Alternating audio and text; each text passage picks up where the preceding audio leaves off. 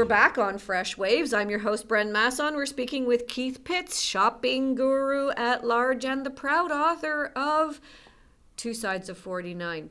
Do you have any other books that you've got in the works now, Keith? I'm not in this vein. I'm thinking of writing a novel. Oh, good for you. Yeah, I'm going to try my hand this winter at writing a novel. Good for you. Oh, I look forward to that. Because half of this stuff, I think, is almost a fairy tale to begin with. So, it just kind of goes along the same lines. All right. What are you telling us next? Well, I think, we just talked about, getting seriously into importing. Right. And, so I'd like to just expand a little bit on the tax liabilities on the import-export. I mean, we're not now a consumer driving down to Buffalo and bringing back one item, or somebody having, something shipped UPS from, Texas into Ontario because you need one specific part. You're now looking seriously at saying that I would like to start sourcing, my parts, my components, whatever it is, out of the U.S. And how do I bring those back into Canada? Okay, so I think the first thing is, and to sort of expand a little bit on U.S. businesses doing business in the U.S. They want to stay doing that. So I would recommend highly that, if you're getting serious in doing this, that you set up a U.S. business. And most of the businesses that are set up is what they call an LLC, which is a limited liability corporation. Okay. And it's very easy to do. You can do it online. You can go to a website called LegalZoom.com. And you can go through all of the appropriate steps to set it up. You can determine what state you would like to set your company up in. Are there advantages one state over another? Yeah, some are tax-related states. Delaware seems to be a big state now for people setting up businesses because there are no state income taxes in Delaware, similar to Nevada. Okay. Nevada at one time was the darling child of having the business. It was like a Canadian doing business in the Channel Islands. I mean, right. Or Bermuda. We're off doing that. But it really doesn't matter that much, because as we get into this, you're exporting everything that you buy anyway. So it's not like you're buying from the wholesaler and then selling to a U.S. consumer, right. which then has profit and loss and tax liabilities and all that. What you want to do is you want to be buying that as a U.S. company, being able to do business with them. You'll need a tax ID, which you will get with your LLC when you set it up. Right. So to set that up in New York or Buffalo or wherever, it's you want to have your post office box, that's fine in doing that. Now, the next thing that you're going to have to do is, because you are bringing product in bulk, whether you are bringing the product in yourself or you're having a third party ship it into Canada, which a lot of the people do, will have that kind of a staging warehouse. Everything will ship into the one warehouse, and they will put that all on one skid or two skids or whatever it is, and then have a commercial carrier bring that across the border. Okay? So, and this is exactly what the big warehouses are doing. They're just, everything's being purchased by, 9, 10 different manufacturers. They're accumulating all the product in the U.S., and then they're bringing all that product across, and they're paying the appropriate import duties and taxes on them as they come across the border. So you're just doing it in a smaller scale. You may be bringing one skid, you might be bringing 10 boxes, whatever it is, from that. So you're going to have to get an import license that shows that you are doing that. And with each shipment that comes in, you're going to have to declare through a manifest that says, this is the products that we purchase, this is what we paid for those products, and you're going to be assessed, you'll probably self-assess yourself on the appropriate HST that's attached to those products. Okay? And then when you sell them, whether you're selling them through the service or you utilize them yourself or whatever, you're going to claim that charge back against the HST if it's going to a retailer in that standpoint. So it's a little bit of paperwork. It's not a lot. Most of it can be done online. As I said, LegalZoom.com is a great resource for Canadians and for U.S. that want to set businesses up down there. And then what you need to do is to determine, do you want to do that once every 2 weeks or once a month trek down to the U.S. to accumulate all of those goods to bring them back across the border? Or do you want to use a freight forwarder or a company that is doing that? But if we go back to the pump that we talked about, when you're saving $300 an item, having a third party doing it to add $10 or $15 onto the cost of it is not a lot if you don't want to go down to the States yourself. Right. That the savings aren't a difference of saying, boy, I saved $200 worth of, versus $100. It's not that. You're talking, tens and twenties of dollars as opposed to that. So you may want to look at, as I say, if you're bringing that back, at using one of the services in one of the companies, and you can find them on the yellow pages, or as I say, send me an email and I'll tell you a number of the companies down there that do this kind of a service for you. That'll bring it over here and just deliver it to your front door. Deliver it right to your front door. Yeah. Wow. Yeah. Isn't that something? Yeah. There's one company that you can ship everything to Buffalo. They'll take it to their warehouse in Mississauga, and then you can pick it up there. How did you ever get started on all of this stuff? How did this journey begin for you? Well, it's kind of funny. As I say, living in the U.S. for 17 years now in the winters, Right. I certainly started firsthand seeing. So you're retired. Okay, yeah. You One of these days I will be. Yeah. You switch jobs. I switch jobs. So it was from the consumer standpoint. Originally, I started seeing what the prices of goods were. My wife was coming home, down in Arizona, and she'd hold up an item, and say, "Oh, look what I bought." And I'm going, "Oh, why'd you buy that?" And she'd say, "Well, it was $4.95, and it's $69 back in Canada." Wow. And I started going, okay, and then buying stuff for myself as well. And when you set up a house, you're buying power tools, you're buying rakes, you're buying all those things as well, and start comparing the prices. So I really got into it by originally just writing a blog. That's all I was venting. I wanted to be, I was one of this angry Canadian that was venting under a blog, and why do Canadians pay more than our U.S. neighbors? And that was really the gist of it. And I do everything from peanut butter to aspirin to car parts to everything. And so then kind of the blog sort of moved along, and I had a couple of friends say to me, well, why is there no place that individuals can figure this out, or small businesses can figure out how to do this? And I said, well, all they got to do is go buy a book.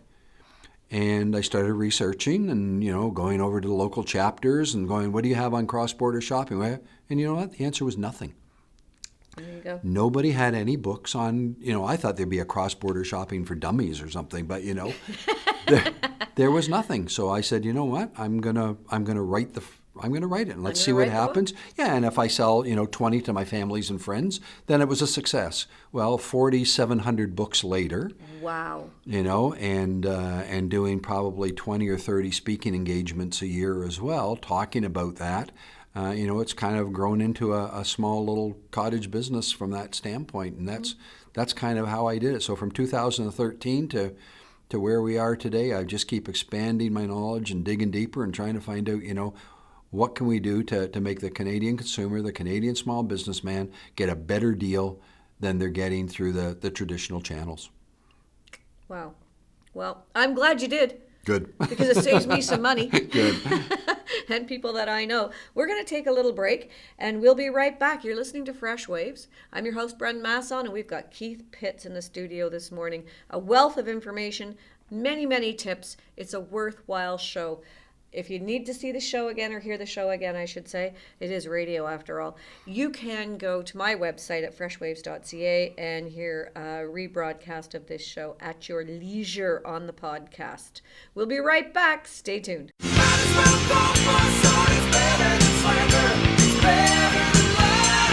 Hi folks, Kim Mitchell here. However you choose to get around, your ATV, your snowmobile, your boat, car, if you have a motorcycle, all these things take 100% of your attention and skill to operate safely. Alcohol impairs that, and bad things can happen. So, be smart, okay? You know what I'm going to say next.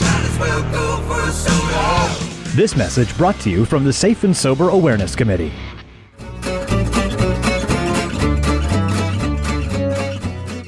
Back on Fresh Waves. I'm your host, Brenda Masson. We're speaking with Keith Pitts this morning about cross-border shopping. And in this particular episode, we're focusing more on small businesses and how small businesses can benefit from a cross-border shopping kind of a deal. So Keith, tell us some more tips. Yeah, well, I think, and I'll kind of reflect first initially back on the consumers, and Black Friday's coming up, as we know, and all that. And what's the best deal? And, for Black Friday for consumers, well, it's electronics. Right.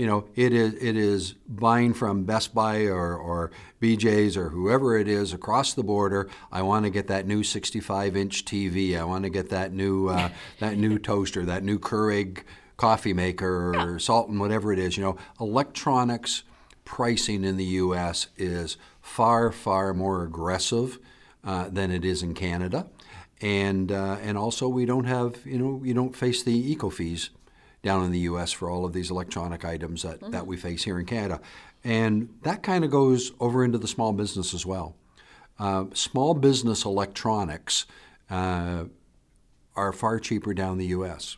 So if you're looking at equipping your store with, you need new cash registers, you need a new point of sale system that, you want to be able to bill, you want to be able to have a receipt printer, you want to be able to, invoice and do all those kind of things. Even the software associated with that. If you compare the U.S. cost of those with the Canadian cost of exactly the same system, same manufacturer and everything, you're going to be looking at 50 to 60% difference in the pricing, even with a converted dollar. Wow. Okay, which is phenomenal. Yeah, it's and amazing. I always take that one step further. The big thing now, and we'll talk about a restaurant. Let's say you're a restaurant, you want to be able to start invoicing your patrons at the table.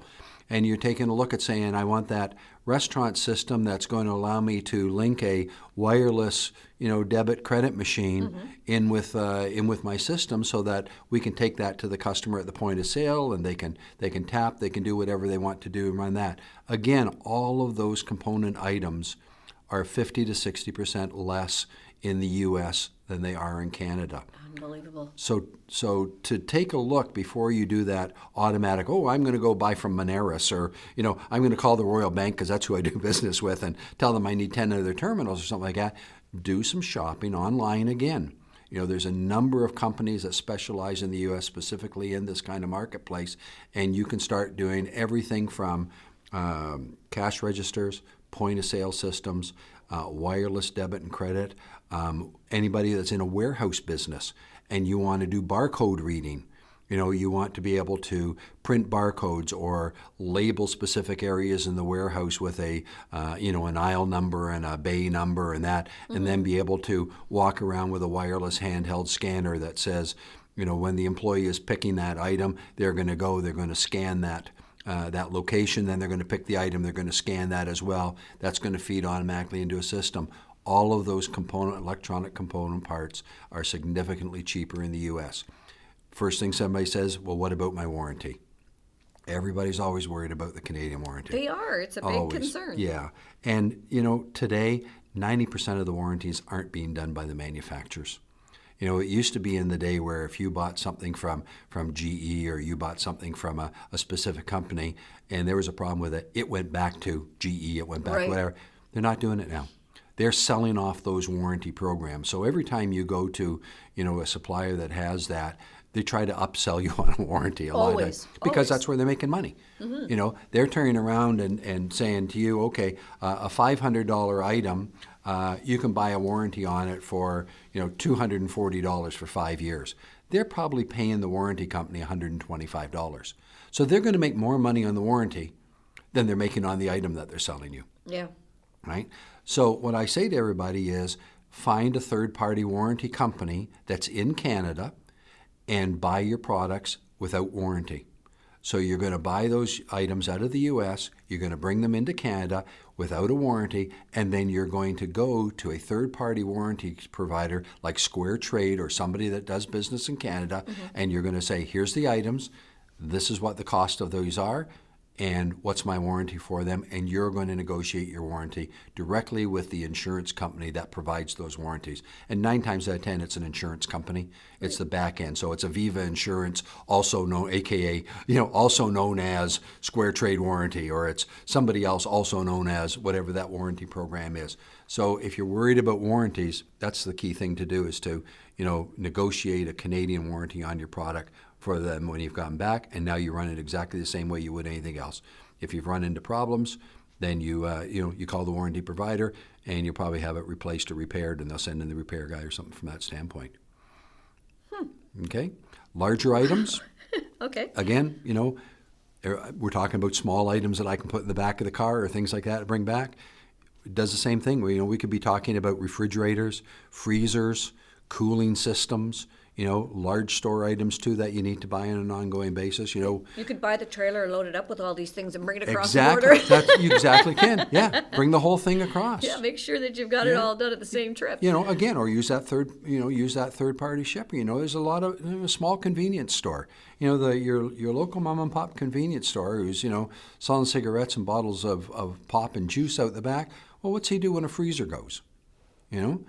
He's got to go. He's got to call, a repair guy in. If it can't be repaired, now he's got to source it again. Where he could source that same thing across the border and bring that back up for probably savings of 25 to 35% over what that would have cost him to get that repaired and done here. And now we're only talking a small convenience store operator. Right. But that bottom line actually means more to a small business operator than it does to a big business operator. Yeah, imagine thinking a catastrophic failure and saying, well, the pop cooler's gone out and it's going to cost me $4,000, or I'm going to spend a day and go down to the States and bring one back on a trailer for $2,200. It's a big difference. That's a lot of lottery tickets. Certainly is. That is. And So when you put it in that way, it makes sense. I mean, there's that old thing where you're paying for convenience, and you can say, well, I don't need to do all of this stuff that Keith suggests because it's a lot more paperwork, and then I've got to take a trip down to Buffalo. But if you really think about it, the cost of convenience can't be 50 to 100% more. No. That's ridiculous. Yeah. So the cost savings, in fact, by just being a little creative and maybe spending an hour or two more of your time is phenomenal. Yeah, if it was 15%, I wouldn't wrote a book. Right. There was no need to, because you turn around and say, yeah, we understand. It's a little bit more expensive to do business in Canada, and I can justify, when I look online at item A, and it's 15% more in Canada than it is down in the U.S., I understand. Right. But when it's 100 or 200% more or 300% more in Canada than it is in the U.S., that gets my goat. And I sit back and go, this is crazy. Yeah. Where did that money go? And a lot of times, people want to go after the last person in the chain and say, wow, look at how much money you're making on this. I saw it online for $100 and you're charging me $5.49 in the case of the pump thing.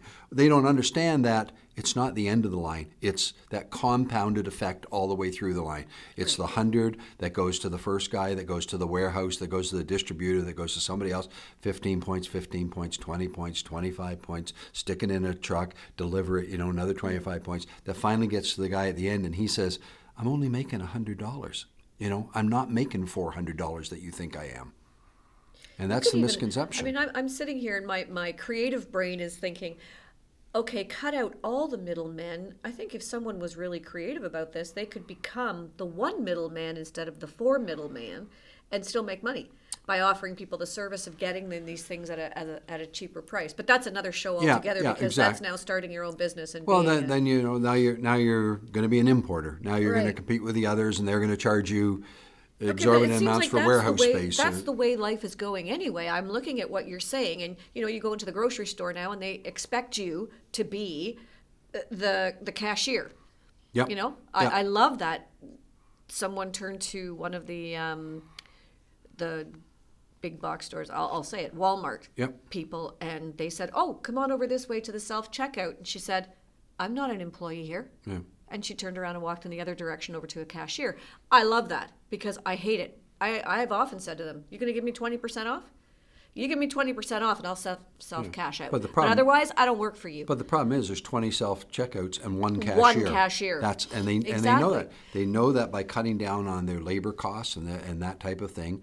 And now we talk about Walmart. Walmart, bring it out to your car. You don't even have to get out of your car now. You can go online, do your shopping. Submit your grocery order, pull up to the front of the Walmart, and there's a big sign there that says customer pickup area, and you text a number or you do something, and the next thing you know, it's all there. Yeah, it's like the guy at the hotel, that has your clothes that rolls them out. Yeah. They come rolling out with this big thing. There's 4 green bins in it. They put it in the back of your car. They say, "Thank you very much," and you never turn the engine off. Yeah. Well, that's only one step away from Amazon completely. Right. Right. And You now we know? go online to do all our traveling. There's no travel agent involved anymore. And the average consumer has turned into a data entry clerk. Yep. Because nobody else is doing the data entry except me sitting in my house. And then, the program times out, start over. Yeah, and, Oh you know- my. So an hour of my time gets wasted as opposed to them paying for somebody else to do it. Yeah, So and- the world is changing. Change Do phenomenally you think quickly. the world is going to change in the cross-border shopping, where we're going to actually end up with a global shopping experience where we can just as easily shop directly to China, directly to the UK, directly to Australia, as opposed to going to a place here where you could just do your shopping? I think we can do most of that today. You can? I think today the astute small business person or the astute consumer can virtually shop in any country, and as long as they're smart enough to compare what the cost is, and get around. The biggest thing is government protectionism. I go back as when we talk about the consumer one. Why am I paying $3.99 for a dozen eggs that the farmer got paid 69 cents for?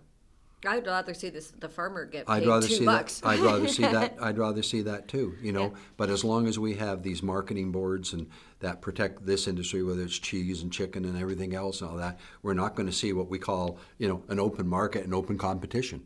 Right. And so that's why I say, from my perspective, about all I buy in Canada now is our daily shopping, which is the fresh vegetables and stuff like that, which, by the way, 90% of it's cross-border, because I go in and everything says product of Chile, product of Florida, product of somewhere else. It's very hard. Even if I drive through Holland Landing, you take a look at all the boxes and they've all got, the writing on the side of the boxes is all in Chinese, and so it's all being exported. I can't even buy, carrots and onions down the street where they're growing them. I have to tell you a funny story. I went down to Mexico with the family. I read the kids all the riot act about the cannabis stuff and no cross-bordering and all the rest of it. And everybody's okay with this. There's no creams. There's nothing. No, not even a baggie with anything traceable in these. Luggage is clear, right? We get down there, and of course they ask if you're bringing in fruit and vegetables. And I had some carrots and celery that we were eating on the plane. Right. We get to the border. We're crossing into Mexico, and the dogs come out and start sniffing the luggage. And don't they stop at me, and the dog sits down and starts growling. I'm like, me? You gotta be kidding me? I'm not the one you should be growling at. Well, it turns out it was a vegetable dog. And he was looking for fruits and vegetables, and I had some red peppers and some celery. And the funniest thing, I said to the border guy who was making me fill out all these forms, and now they're checking all my bags and everything, and I said to him, I'm just returning the vegetables to where they That I were bought, grown yeah. in the first place. He didn't get it, but he doesn't understand that every single vegetable I had came from Mexico. Came I'm from just somewhere. taking them home. Yeah. Anyway, Keith, we're coming to the end of the show. We love having you on. Thank you very much. I know Enjoy that you're coming going here. away to Arizona, but anytime you feel like there's something new or something that you need to talk about and vent that you normally do in your blog, give me a call. Okay. Come on, Fresh Waves. We love to have you here. If any of our listeners want to get a hold of you, how do they find you? Just through the website, www.twosidesofforty9.com, and there's a link right there that says send me an email.